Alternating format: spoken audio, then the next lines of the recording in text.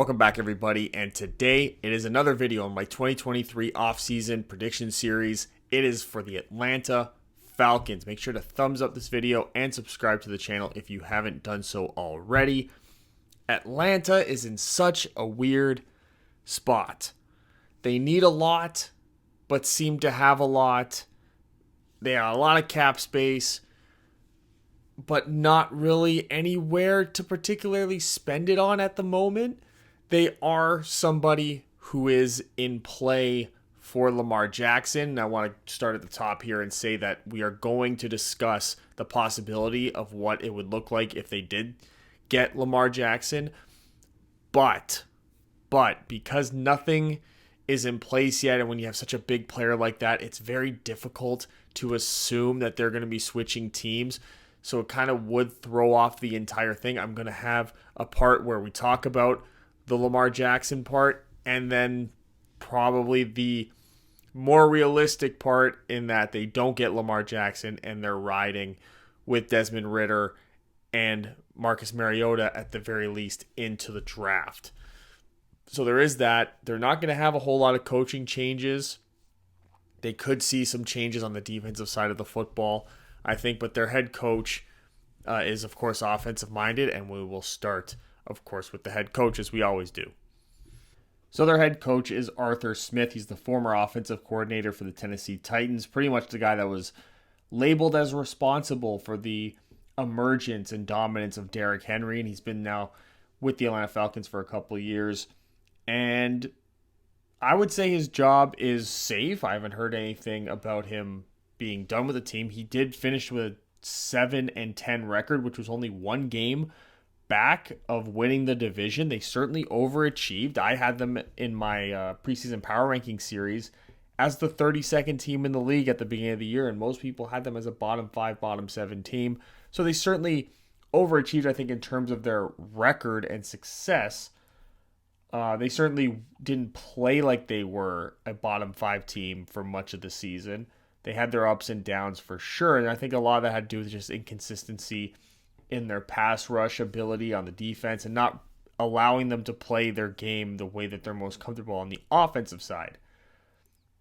And this is another reason why I said that I feel like the changes will be made on the defensive side of the ball, because Arthur Smith is the offensive guy. It's sort of his scheme, his offense. And he's still trying to find guys that fit that system. I think he found a diamond in the rough in his first year with Cordero Patterson, which didn't really replicate itself this year, but Tyler Algier, the rookie running back, I think did a great job.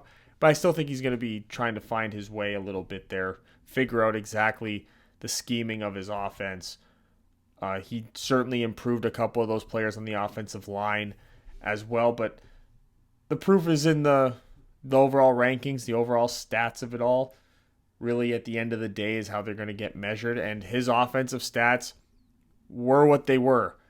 They were 15th in points, right smack dab in the middle of the league, but they couldn't really throw the ball. 31st in pass yards, 24th in passing touchdowns. They were 3rd in rushing yards and 10th in rushing touchdowns. That is Arthur Smith written all over it, but they really do need to improve the passing part of the game, because if you can run the ball, yeah, that means that if you get a lead early, you can probably maintain it, but if you are falling behind, chances are you're not going to be able to really come back, and they weren't really doing a lot of damage to themselves in that sense either, because if you look, they were the number 1 team in the NFL for turnovers on offense, so they were not necessarily turning the ball over like a team that you would expect to be bad. So what that really tells me is that this is solely really on the passing game that they need to drastically improve on the offense to make up for some of their defensive deficiencies. Because, I mean, 10th in third down, 12th in sacks allowed, so they're in the upper half of the league. They're in the upper half of the league for red zone percentage. So where do you improve? I mean, you tried to find a quarterback in Ridder. Did he really get a good enough chance there? You really only had Drake London as a receiver. You have Kyle Pitts as well, but they're kind of one and the same in terms of their skill set. So maybe you want to add a speedy wide receiver to, get separation and, stretch the field a bit. Maybe somebody for Desmond Ridder. Or maybe you're looking at this and you're saying, how do we perhaps slightly make our running game more dangerous to open up the passing game? Maybe we do that with Lamar Jackson. But when you look at the defensive side, 31st in sacks, 31st in red zone percentage, you're not going to win a lot of games doing that. 27th in turnovers. They weren't forcing turnovers at all on the defensive side. You're not going to win games doing it that way on defense. And that's a sign of a poor pass rush. 31st in sacks, 31st in third down percentage, 25th in red zone percentage. You're not stopping anybody. Their defense in general, they're giving up yards both running and passing, giving up points. So there's some drastic changes that need to be made, I think, on the defensive side of the ball. They have some interesting pieces, but what's surrounding those pieces are barely even average players. I still think A.J. Terrell is a top-notch corner. Of course, he was down from his breakout year the year before, but how do you expect it's hard for somebody who had a top 5 cornerback season to then turn around and replicate it the very next year, especially when the next best corner on the team is who? Casey Hayward, Isaiah Oliver. You got Richie Grant, who's still trying to find his feet. Who's another guy on the back end for them? Who are their linebackers? They had Troy Anderson, who they definitely overdrafted, who was somebody who was going to need to take time to develop, and it showed during this season. Who are your edge rushers? Well, you got Lorenzo Carter, who the Giants, who were starved for edge rushers, who would let Lorenzo Carter go. Why? Because Lorenzo Carter never really broke out as an edge rusher, but yet Atlanta brought him in. And they had Arnold Ebiketie and D'Angelo Malone, who they drafted.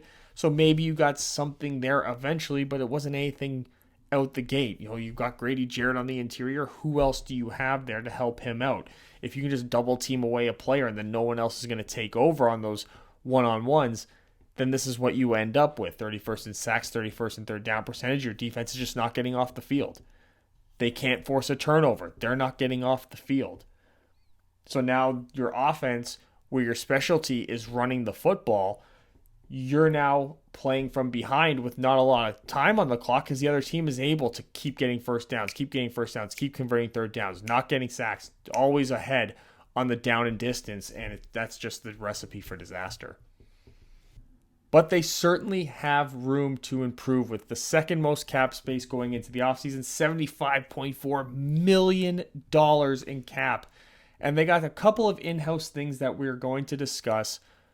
Like I said at the top, the Lamar Jackson thing. But let's start with the re-signing, and it's Caleb McGarry, and I would franchise tag Caleb McGarry. This is the first time in this series so far that we're using the franchise tag, and it just makes all the sense in the world. This guy was a top-level tackle in terms of run blocking this year, one of the highest graded run blocking tackles, if not the top rated run blocking tackle this year at the right tackle position.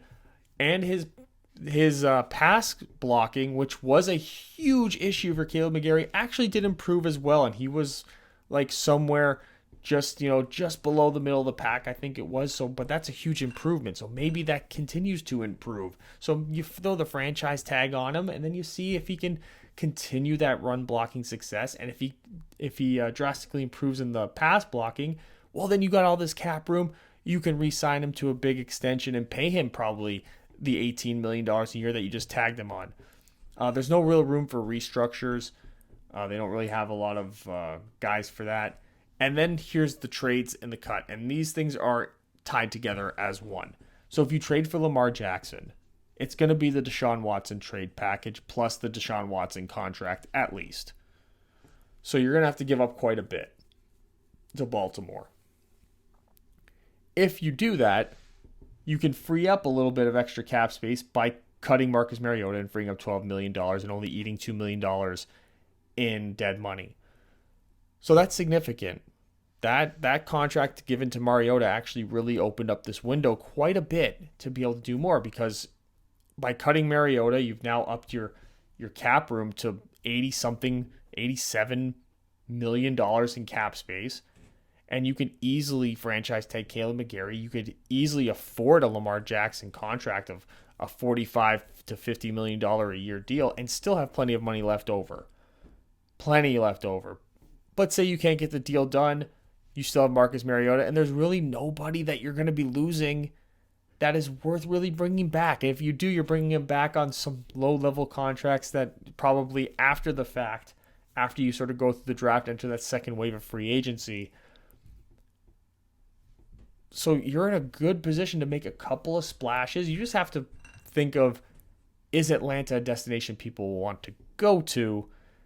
And you're going to have to probably throw around a little bit of extra money at people, certainly. But we're going to continue this on without Lamar Jackson. Not going to assume that he's there and throw off the entire process here. But if he is there, then the likelihood in free agency is they wouldn't be doing a whole lot, and they would turn their focus to being more efficient with their draft capital and then looking more into that second wave of free agency, seeing how much money they had left over, maybe restructure a couple guys here, cut a guy here or there, and then just sort of see how that all unfolds after the draft. But let's talk about what they would do before the draft with their team needs, assuming they don't get Lamar Jackson. And that would be their team needs: quarterback, running back, wide receiver, interior offensive line, and the entire defense. You can pretty much, if you're Atlanta, afford to go best player available. They're one of the few teams that is in that position right now where, hey, if CJ Stroud perhaps drops to you at your pick, maybe you consider taking him. It's a distinct possibility. He could make it to you. Maybe you have Will Levis really highly graded and he falls to you. You could be in that position, depending on what your viewpoint is on Desmond Ridder as compared to these other quarterbacks in the draft. But then you can just look at somebody, take the best defensive player on the board, and it's really not a wasted pick no matter what position the guy plays. You could even go into free agency and figure out a few things to then make your draft process perhaps a little bit easier. So I was going through some of the free agency targets, and I thought that we could get a big splash and then maybe sort of spread out some short-term deals here to fill out some needs where you can still spend high draft capital on those positions. We'll start with the one at the top is Nate Davis. He's a guy going into free agency. Now it's very possible Tennessee figures out a way to bring him back depending on what their thoughts are. But I could see him cashing out big and Atlanta being a team that would certainly go out and do that and put him opposite of Chris Lidstrom and then have Jalen Mayfield really competing to be that sixth offensive lineman. And if Caleb McGarry maybe falls off when you got him on the franchise tag, then you maybe slide in Jalen Mayfield there. There's a lot of different possibilities there, but this I think would be a step to really solidify the offensive line. Nate Davis coming over from the Titans where they run that hard-nosed run offense that Arthur Smith does. So I think he'd be a perfect fit for that. And then I saw 3 veteran players who you could sign for some maybe a 1 or 2 year deal. You know, Jadeveon Clowney is going to be leaving Cleveland, and you could probably get him for a $14 million deal on a 1-year contract. Now, will he be willing to sign a 1-year deal? Maybe you get him at a 2-year deal with a team out, a relatively good team out in the second year. Maybe you do that, and then it still opens you up where if you're looking at Myles Murphy or Tyree Wilson, you could actually grab them and not feel like you wasted the pick, because then you can sort of just situationally use these younger guys that you have. And then Clowney can be somebody who can be that early down edge guy to help out with the run defense. And, you know, make a package guy and maybe bump him to more of like a 4-eye technique on passing downs with Grady Jarrett in the middle. And then you got some more speed to help with that pass defense. And then another thing to help with the pass defense, I saw Eli Apple, and I'm a Giants fan. I watched Eli Apple in the Super Bowl, but he's not terrible. He'd be a good cornerback too for a year, while you maybe draft another cornerback and slide him into that spot right there and slowly work him in. I think that's a possibility. Let the young guy compete with not a lot of pressure for him to actually be a starter and throw him to the Wolves right away. And I saw Adrian Amos, who's going to be a free agent. The Packers will certainly cut ties with him because they need the cap space. So $8 million to get Amos for a year. Again, get him for a year and you can still draft somebody at that position and it won't be a waste because then you just have the veteran fall off at the end of the year. No problem. You got all this money. You got to figure out a way to spend it efficiently without necessarily putting yourself in a position come draft day where you have to reach for a different position or you have to pass up on somebody that you thought long-term would be a good addition to the squad. But with those signings, it leaves $13.5 million to sign the draft picks and fill out the rest of the roster, which I think is a good number. It's still a good number.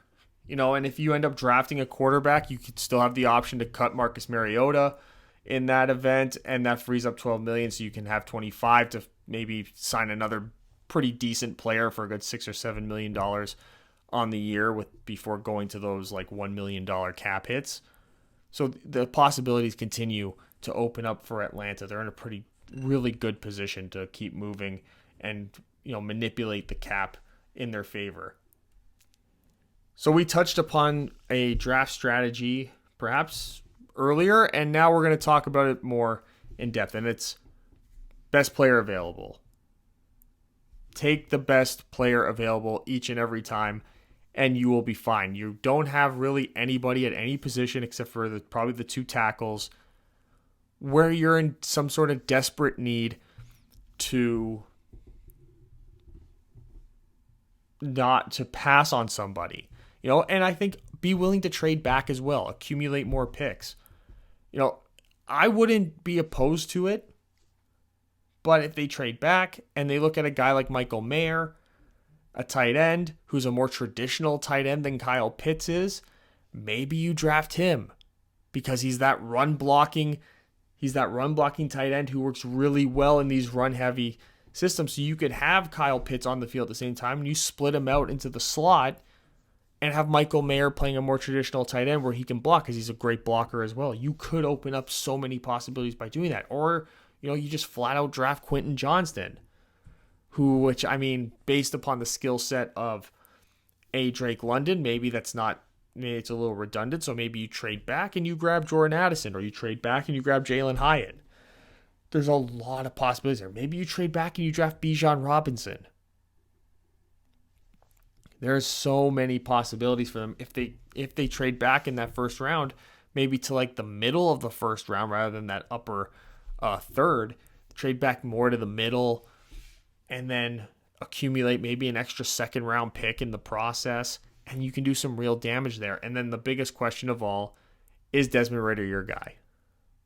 If Desmond Ridder isn't your guy, I strongly consider maybe just trading that first round pick, the first round pick next year, and then a third this year, and then a second the year after that, and getting Lamar Jackson.